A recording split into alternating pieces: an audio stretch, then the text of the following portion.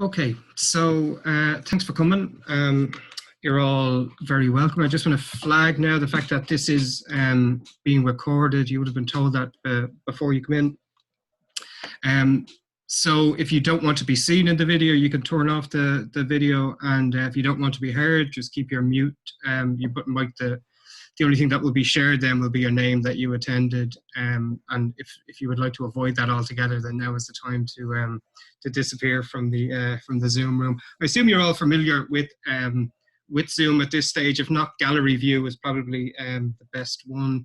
I think everybody has their mics muted there. Obviously, we'll have a little bit of time for questions at the end, so we'll talk about that then, how we might manage that. But yeah, we'll leave the mics muted. For now, you'll find refreshments, tea and coffee in the kitchen area. Help yourself to that. Whatever you're finding there, you're very welcome. You know where the toilets and the exits are, so we'll just move along. I'll introduce myself quickly. My name is Matt Fogarty. I teach English at Maynooth University and UCD. I'm hosting this in my role with the Education Department with the Museum of Childhood Ireland project. That is a voluntary organisation, so it's the first, so in the process of establishing Ireland's first Ireland-wide diaspora global social history museum of childhood. So it's the brainchild and the baby of Magella McAllister, who I know will be joining us shortly, and she's done some great work so far.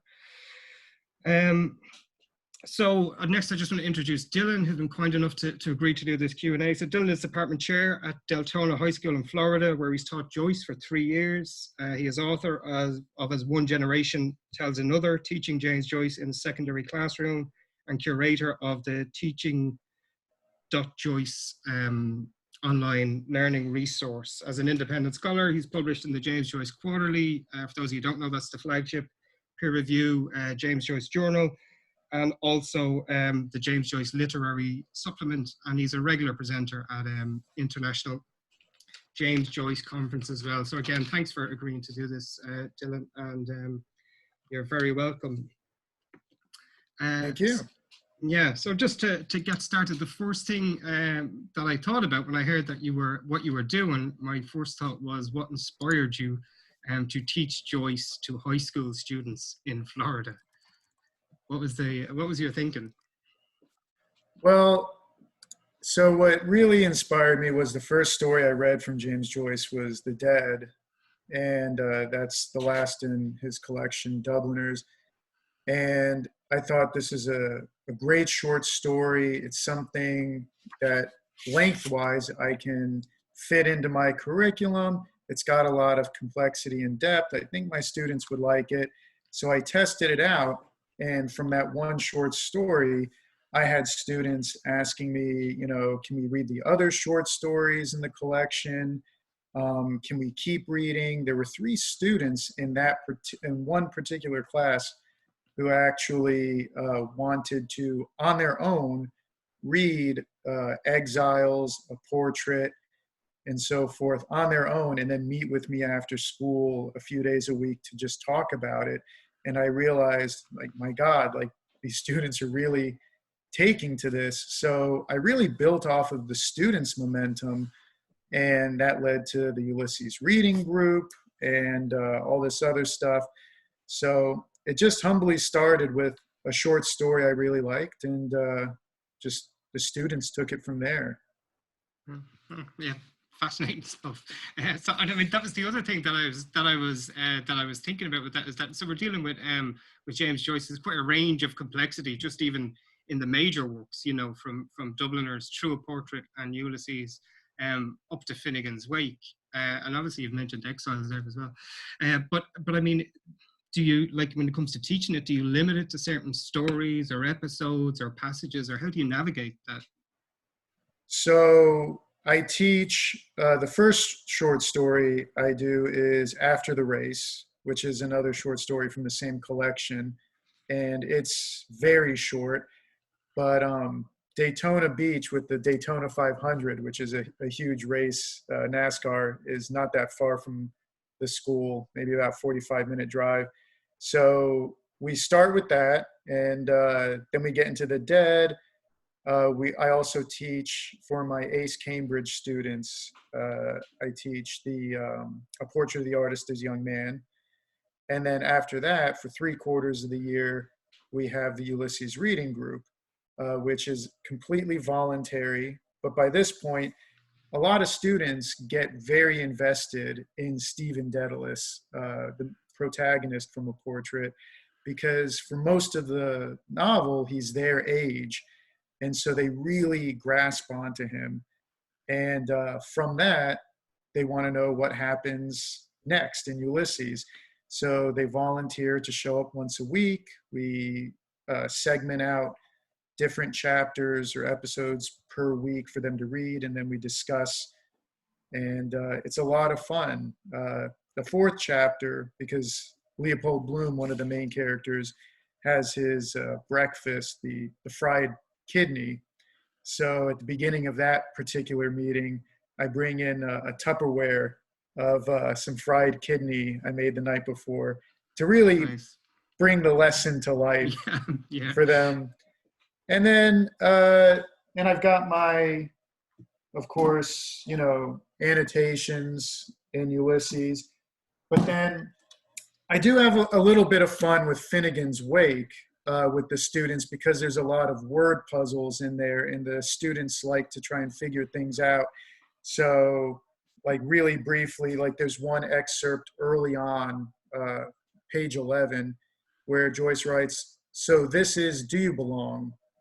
And, we try to figure out what that is. And then I show them, I have an actual original first edition of the book, So This Is Dublin, which Joyce was punning. And I turn to the page, literary gossip, that talks about James Joyce and how he gathered inspiration around Dublin for his books. So we have a lot of fun with excerpts from Finnegan's Wake, but I do not go too deeply into that. And I do pull in some of Joyce's letters that he wrote to Nora when I'm thematically comparing some things in perhaps The Dead, as well as his poetry. So I pull other sources, Exiles as well. I mentioned earlier his 3-act play. So I will pull some excerpts from other works if he borrowed a phrase from each to see what thematically ties it together. Why would Joyce use the same phrase in his letter to Nora that Gabriel Conroy in The Dead thinks about to his wife? But yeah, it's a lot of fun. There's an entire unit, 1/4 of the year, that's just James Joyce, and then after school with the Ulysses Reading Group.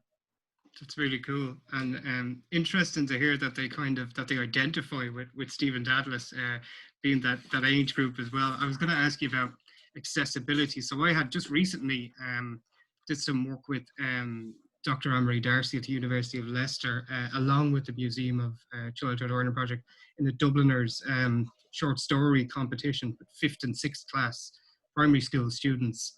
We got about 160 entries in the end. And, we did some school talks and talked about it.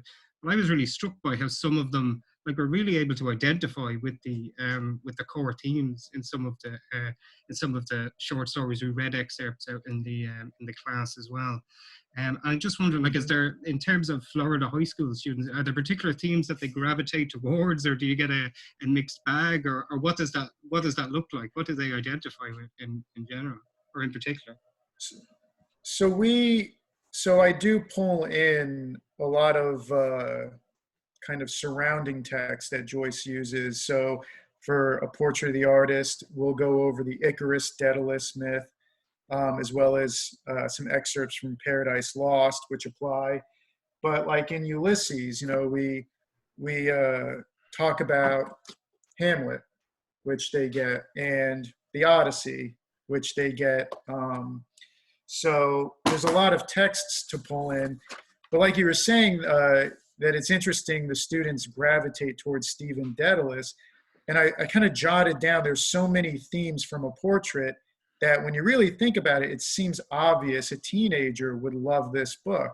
So Stephen Dedalus deals with puberty, family poverty, trouble in school, anxiety over social awkwardness, a sense of fear and guilt as a motivator of behavior bestowed by authority figures, slow development of confidence through age and experience, inadequacies in romance, and a yearning to break free from parental bonds, both nationalistic and familial.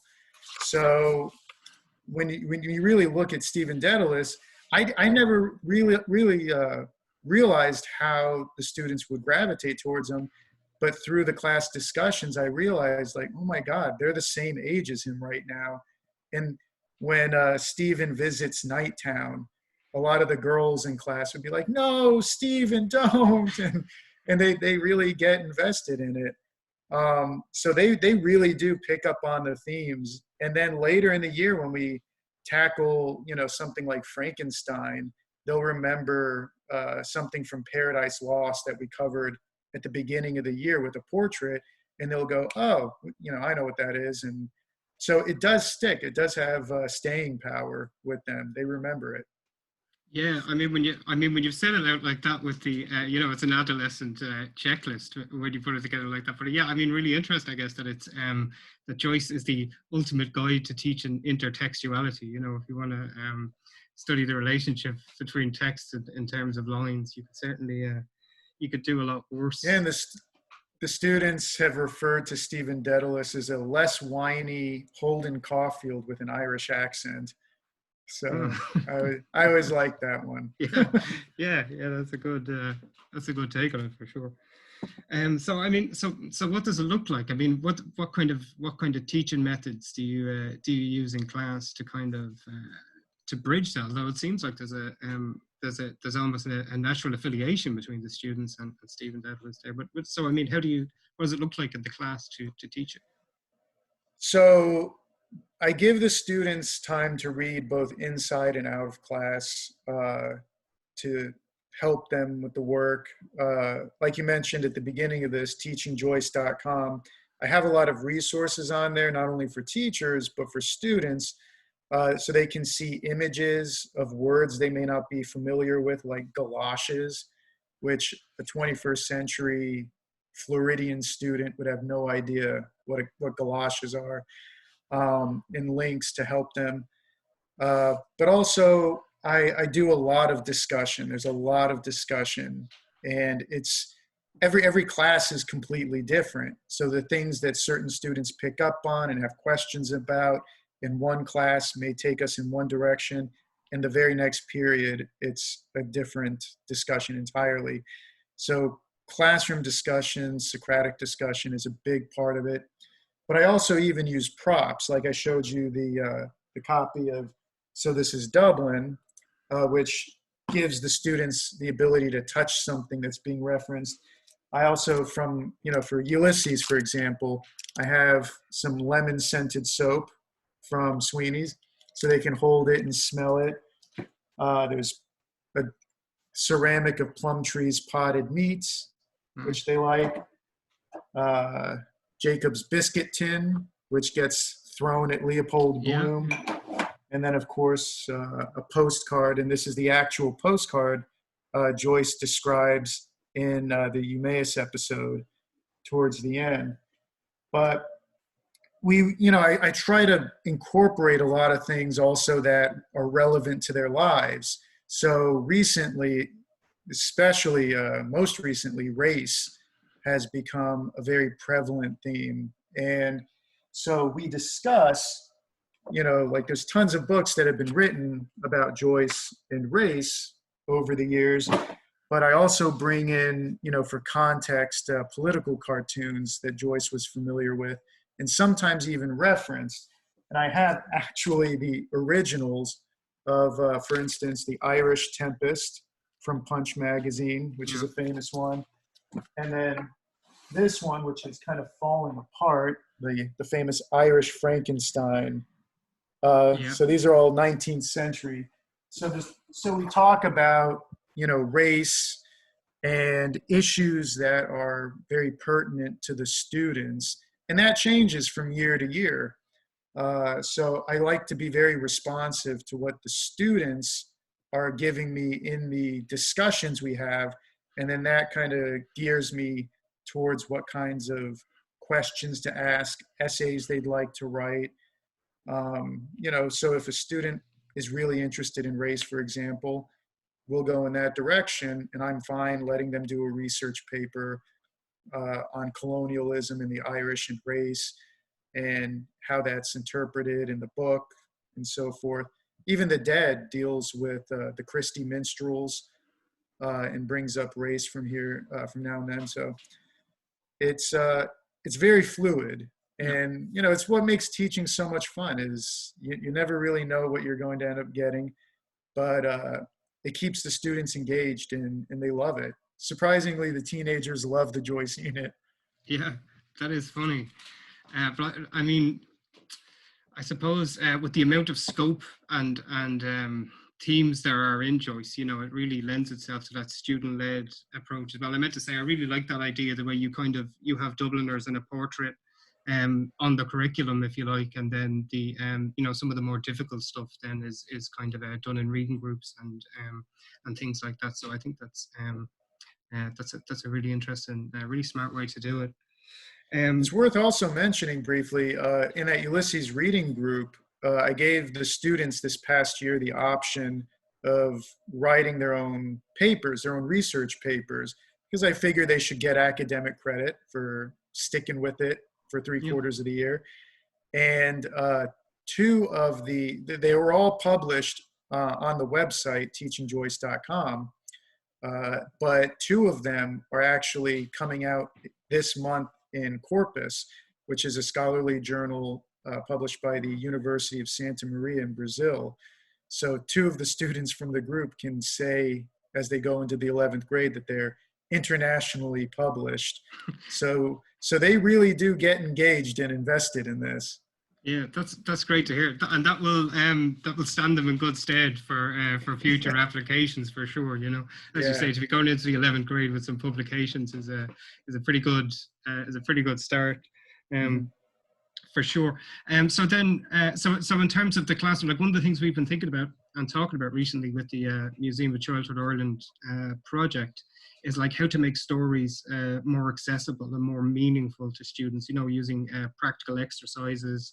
We have some people in the education department in the MCIP that kind of specialize in poetry and performance art. So do you do any of that? I saw some of the YouTube clips where you have some people reading from Finnegan's Wake on there. I just wondered, do you do some of that in the classroom, or how does that, or is that just for fun?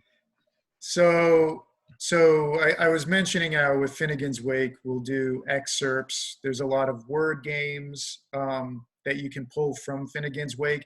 We also read in my class Macbeth by Shakespeare. And so I'll pull, there's a couple of lines in Finnegan's Wake that are kind of a portmanteau from directly Macbeth. So we'll compare the two, one from Shakespeare, one from Joyce, and what is Joyce saying and how is he using this to make a pun when we get into Macbeth. But what you referenced, the Anne Olivia Pluribel chapter of Finnegan's Wake, it has these two washerwomen, as you know, talking back and forth to each other over the River Liffey. And the first paragraph, which is very long, they decided, two of my students who were in drama in the theater program wanted to kind of perform it when I told them about it. So we typed up the paragraph in a script format, which was not easy. And we went over different ways to pronounce some of the words. And we kind of set something up in the classroom and had them perform it, which is kind of how it almost should be read. And then there were a couple other excerpts that are very lyrical. They have a nice flow and a rhyme to them. So the students also perform those, and those are, like you said, on YouTube. There's also student art. So in Ulysses, one of the protagonists, Stephen Dedalus, he tells this story, the parable of the plums, in the Aeolus episode. And a couple of my students wanted to create a graphic narrative of Stephen's little short story. So I let them do it. And I said, all you got to have is the text. Make sure you include the text from Ulysses. And one of the students, I have no idea why. She, this is part of teaching, the spontaneity of it. But she drew it up beautifully. But the two women in the story look like the two characters from Wayne's World, Wayne and Garth, from the 1990s. So very bizarre and strange.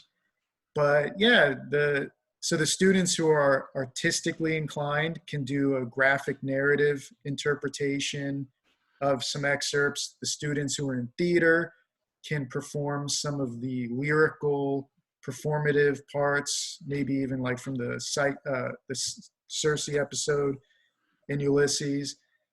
And Joyce had poetry that he published, so we do analyze some of that.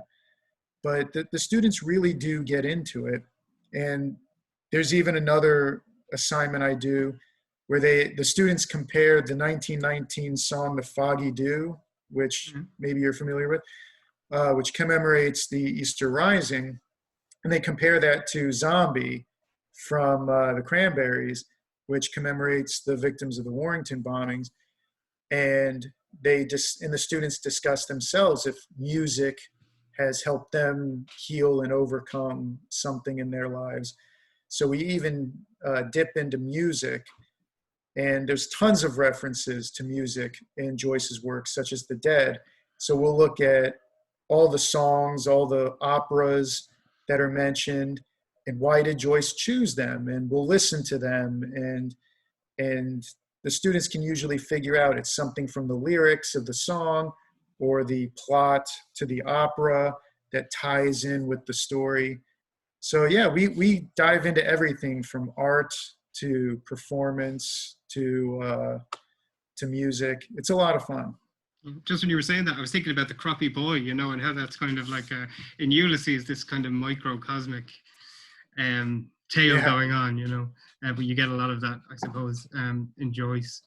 Mm-hmm. So, I mean, with all that, it sounds like everything is pretty fluid and student-led, which, as you said yourself, is kind of really the ideal to have things. But in terms of assessment, then, do they get a bit of leeway in terms of how they complete modules, or is it essay format or presentations, or how do you kind of channel all that?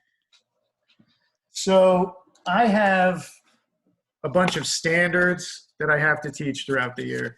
I know in different countries, the assessments, the curriculum is set up differently. So in Florida, for instance, we have standards that have to get taught. So an example would be analyze and compare universal themes and their development throughout a literary text. How I do that is completely up to me. And the state and the district will make recommendations, but as long as I'm teaching the standards and assessing those, that's what matters. So I do give a variety as well as options. So I tell the students, if you don't like the essay prompts that I'm pitching you, pitch me an alternative. And I'll either approve it or we'll work on it to get it a little bit more refined. But as long as the standard is getting assessed, I want them to pick a topic they're engaged in, something they relate to. So some of it's papers. I try to do a variety. So when we read after the race, we actually do a race in the school library. I set up, based on the 1903 Gordon Bennett Cup race, different stops in the library, and I ask them literary analysis questions. There's a little,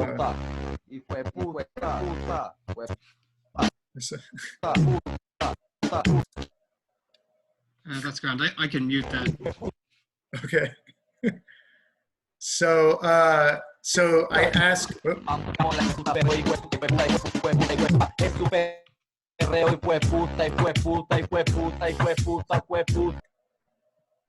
Okay. So I will. I've just removed iPhone. Sorry. It's probably for the best. Yeah, I didn't realize we'd need security staff on the door of our Zoom room, but yeah. We're gonna fire the bouncer.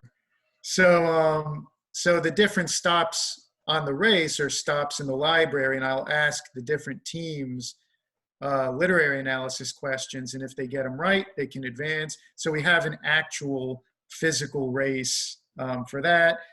With the dead, one of the options is the students pair off as marriage counselors, and they have to analyze Greta and Gabriel Conroy's relationship and come up with what are the things plaguing their marriage, what are possible solutions, and what do the things plaguing the marriage say about early 20th century Ireland, and what do the potential solutions you come up with say about 21st century America.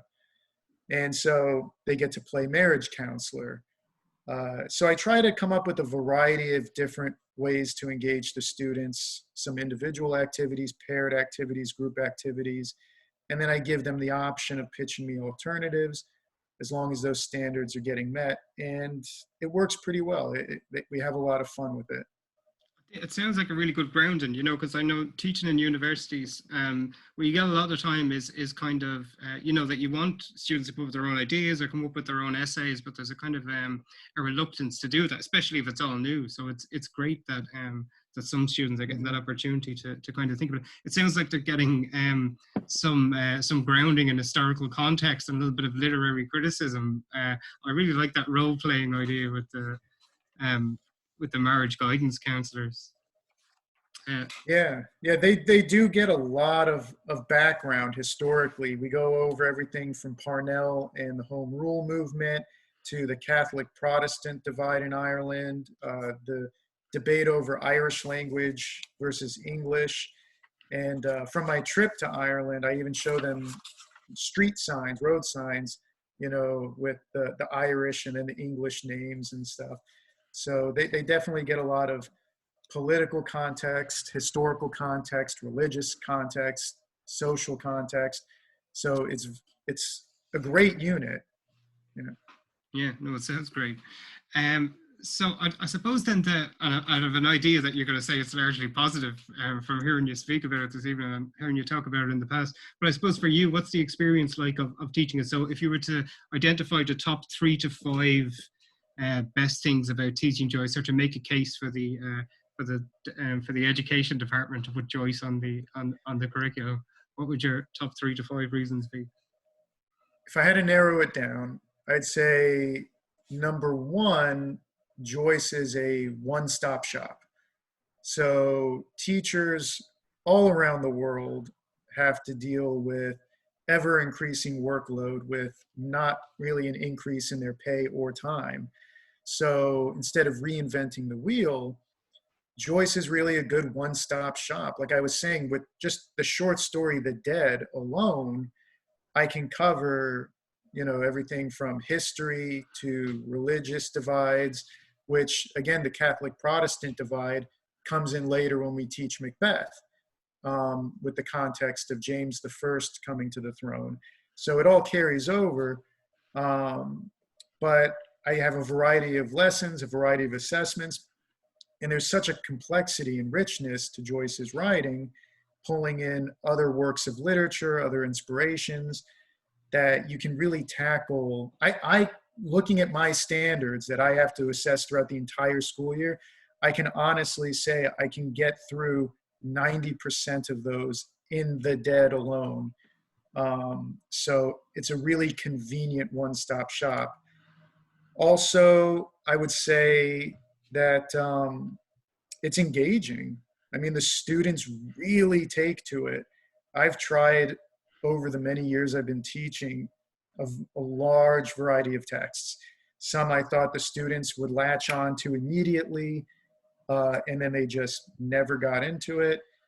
But the students really do take to it. They're engaged, and it sticks. They remember it. The Joyce unit's the first unit in the school year, and by the end of the school year, they're still quoting things to me and memorizing it. And then lastly, I guess I would say it raises the standards. It raises the level of discourse. A lot of times teachers think the students in front of me, they can't handle this. I'm going to cater to the lowest common denominator because the upper level students will pick up on this. And then the lower achieving academically students will pick up on this. So I'll just make it easy. But Joyce has a way of raising the level of discourse without going over their heads. I show this to my students, but I drew this up using my daughter's crayons because this is kind of my teaching philosophy. So the students are always in their comfort zone here. This is their ability range, and this is where I try to put them. And this is where Joyce keeps them. They're well outside of their comfort zone with James Joyce, but they're still well within their ability range. And as I teach and they learn, that continues to expand and expand. And even my lowest achieving academically students, I give them the dead. And my administrators always look at me like, do you really want to give those students James Joyce? And I said, absolutely. And they love it. They have a great time with it. So it definitely raises that level of discourse without going over their heads. So that's why I would teach Joyce in school. Okay, cool. I really like that that diagram. That's and the idea of expanding as well is really cool. Okay, so I suppose in the last question from me anyway. So congratulations on publication of the book. I'm just going to plug it again. The name of it. Here you go. So it was One Generation. Oh, you've got it there. Excellent. Excellent. Yeah. So congrats on that. Yeah. I know it just came out. I'm looking forward to reading it.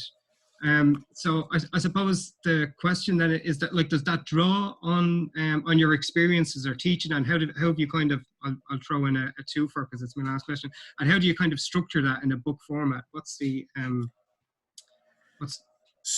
So the website, teachingjoyce.com, it started out just where, honestly, I felt like I had to justify what I was doing in the classroom so that parents or administrators wouldn't give me a hassle about teaching James Joyce, because it's not traditionally on the curriculum.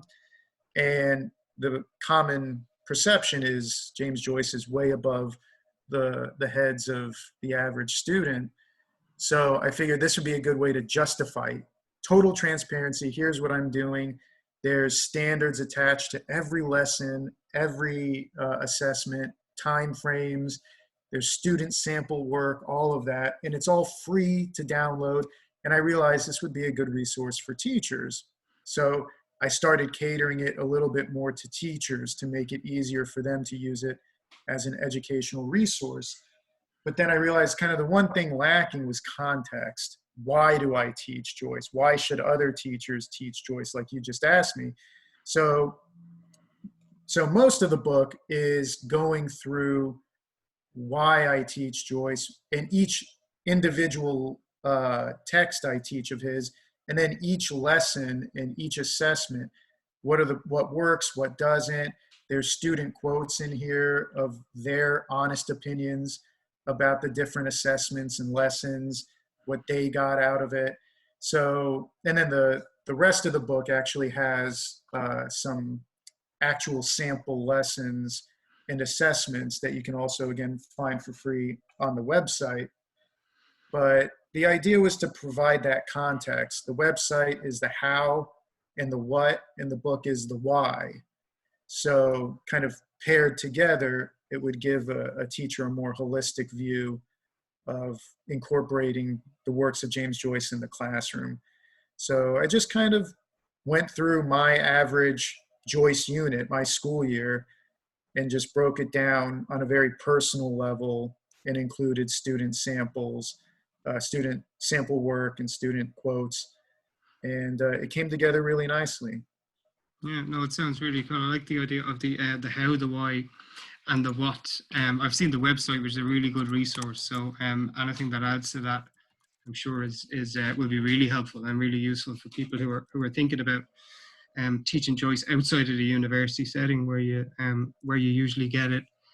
So what I might do is open it up for anybody who wants to ask questions that's here. So really, there's two ways to do it. So if you want me to ask your question, you can type it into the chat, or you can just, there's an option there to raise your hand, or you can just type question with your name into the chat bar and then switch your mic on and ask the question yourself, which would be my preference, obviously, with lazy being my default setting. So does anybody have a question they'd like to ask?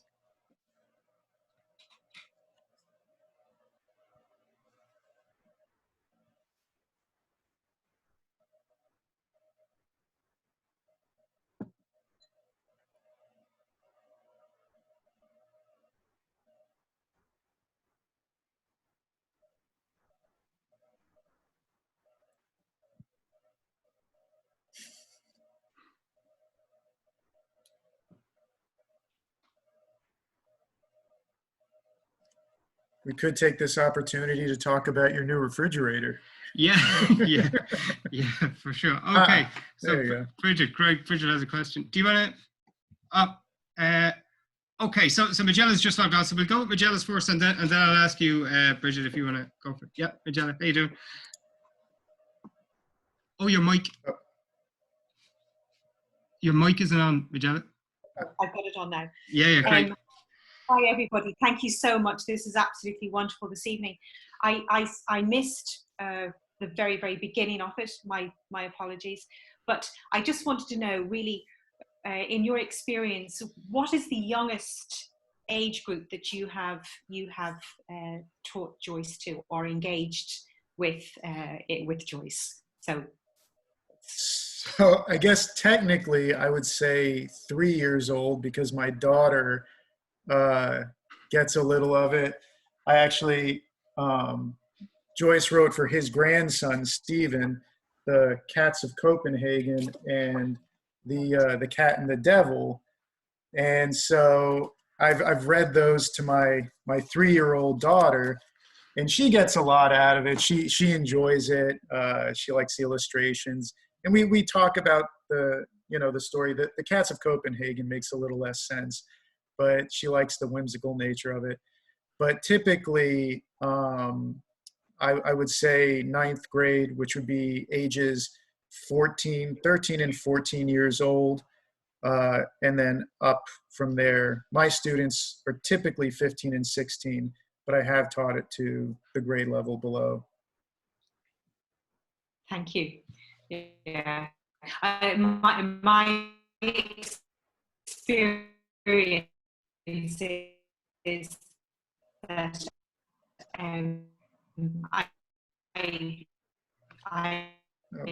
yeah, your mic is breaking up there, Magella. Every Bloomsday to my children. Magella, you're kind of breaking up there. It's not coming through clearly at all. Really, from when they were born, and as we just live up the road from. Hi, Magella, can you hear me? From Joyce. I think it might be on a delay. You might need to just mute the mic. But that's really interesting to hear. So, thanks. Great. Thanks for that, okay, Magella. did you hear me? A little bit. The mic is there? The mic is coming and going, Magella. Can you hear now? Not really, no. I might come back to you in a minute if that's okay. I will. You could probably type in your question. If you had a follow-up question, you could type that in. I don't know what's happening. Can you hear now? Yes, I can hear you fine now. No. Do you know what? I might leave it till the end, Magella, and then come back to you if that's okay. I'll say goodbye. Okay, great. Thanks, Magella. Bridget, do you have a question? Do you want to ask a question? Yeah, I can hear you, Matt. Can you hear me? Not really clearly, Magella.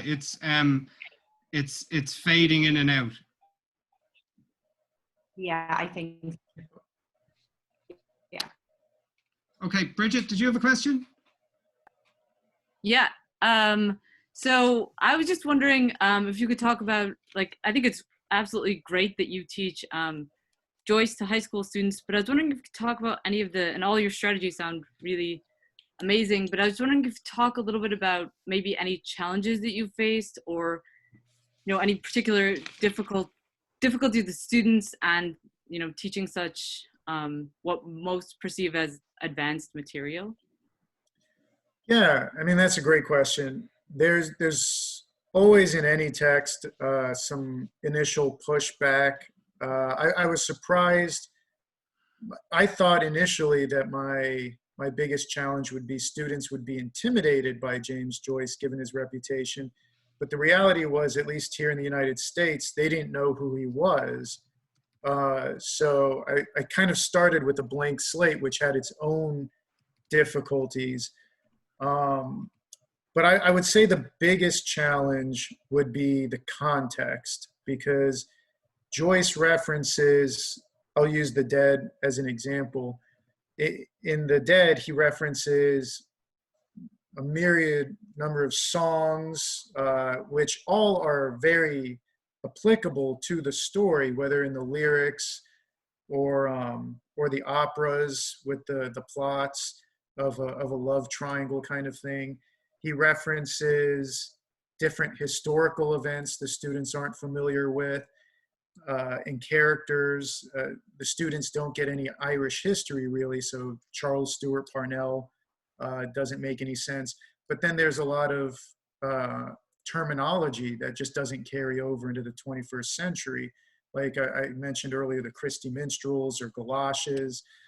And so there's a lot of context that gets set up. So when we read the Dead, I include a glossary of terms and words, phrases that I've defined at the end of the story for the students. And again, on the website, I provide them pictures and so forth. But I try to set up some of the basic context they'll need. And then as we get into the text, with the discussions, we'll kind of build up as we go. So when we get to the mention of an opera, we'll look at the plot of that opera and discuss, well, why would Joyce choose this opera to mention in the story at this part?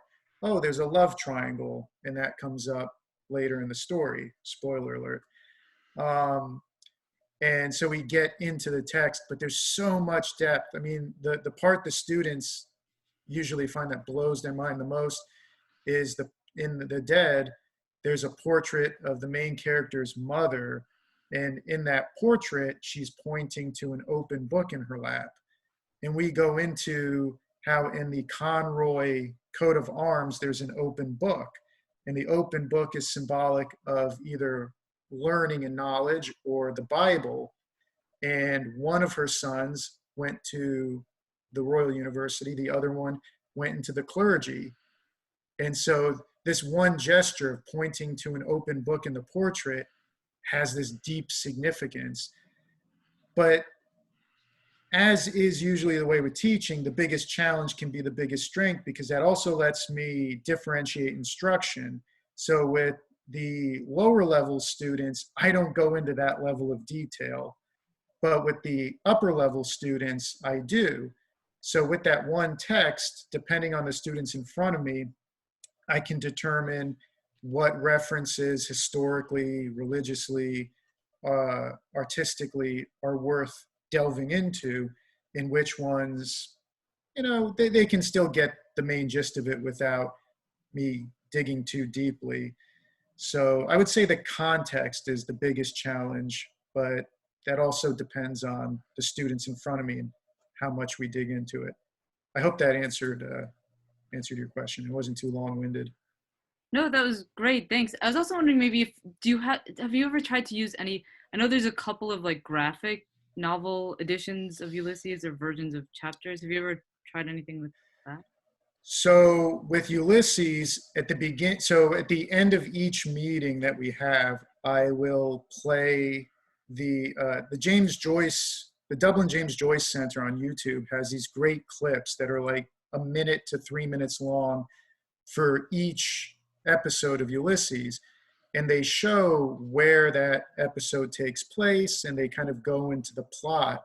So instead of going into Spark Notes or Cliff Notes, I'll play that clip at the end of each meeting to set up the next chapter. And then at the beginning of the next meeting, kind of play it again as a refresh. So I do like using those resources.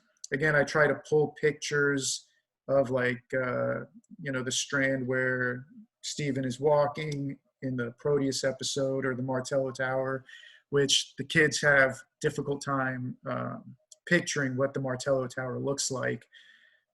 So I definitely incorporate a lot of visuals as much as I can. Great, thanks. That really helps a lot. Thanks so much. Thanks. Just on that point, I remember at the Toronto Joyce, I think it was last year, no, the year before last, they were doing a virtual reality of Ulysses. You know about this? They were doing it in Buzzcode. Yeah, I think it was called Joystick. That's right. I think. Yeah. There's this interactive virtual reality, and I'm not sure if it's the same one, but Sam was talking about one of those in his talk earlier on the pandemic, social isolation or social distancing in Ulysses. So those interactive tools are out there as well. They're fun things. Mm-hmm. I had a question typed here from. Apologies if I'm saying this. Is it leave you? Apologies if I'm saying that wrong, but just the question was about teaching Wandering Rocks as a labyrinth. Do you teach Wandering Rocks at all, or how do you teach it, or the idea of the labyrinth? Have you ever thought about it in those terms? So with Wandering Rocks, and when I teach that episode, I really get into the concept of parallax, which is seeing the same object from different perspectives, which is throughout Ulysses, but in the Wandering Rocks, it's like parallax on steroids. So it would be like a 4-dimensional maze, a 4-dimensional labyrinth, because it's not just characters passing each other in the same space, but you'll see at different times. So you'll see one event happen in the beginning, and then later in the same chapter, the same event from a different perspective. And so there's this one book, I cannot remember what it's called, but they, I think maybe Sam was involved in it, where they kind of mapped out Ulysses and had all of these pictures and resources, but particularly maps for each chapter. And with the Wandering Rocks, they have this great, it looks like an Excel spreadsheet of the characters and where they are at different times, so you can kind of track all the crisscross. But I try to go through that and point it out as it comes up. A fun one is when the boy and girl come out of the bushes who were fooling around, and they bump into Father Conmy, who's from a portrait, so the students remember him, and he blesses them as they giggle and run off. And then you see that later from the boy's perspective, bumping into the priest. But I think that's later, maybe in the Oxen of the Sun episode, when he talks about it. But it's a mess. That chapter is one hell of a mess. Yeah. But it's fun for them to kind of try and figure it out. Yeah. Cool. I don't see any other follow-up questions here. Does anybody? This is the speak now or forever hold your peace moment. Well, while people are contemplating asking a question or not, I would also like to take this brief moment to thank you, Dr. Fogarty, and also the entire Museum of Childhood Ireland project for putting this together. So this has been really fun for me. So thank you very much for the time you've put in and the work that you do. Not at all. No, you're very good to agree to do it. It was great to have you talk about this. So Olivia's just said, I know I met a grandson of Father Conmy teaching at Marino College. which is really cool. So, you know, small world, smaller Ireland. Yeah. It's the dangers of Joyce basing his characters on real people. Yeah, yeah. Okay, so if nobody else has anything else they'd like to add, all I'll say is thanks again, Dylan, and many congratulations Thank you. on the book, and hopefully we'll be able to talk about doing some transatlantic projects on teaching and writing Joyce. That would be really cool. Absolutely. Okay, so I'm going to ask everybody to give a virtual round of applause, and then we'll leave Dylan to get on with his day there. So, yeah. There's a non-virtual, an actual round of applause. Excellent, excellent, excellent.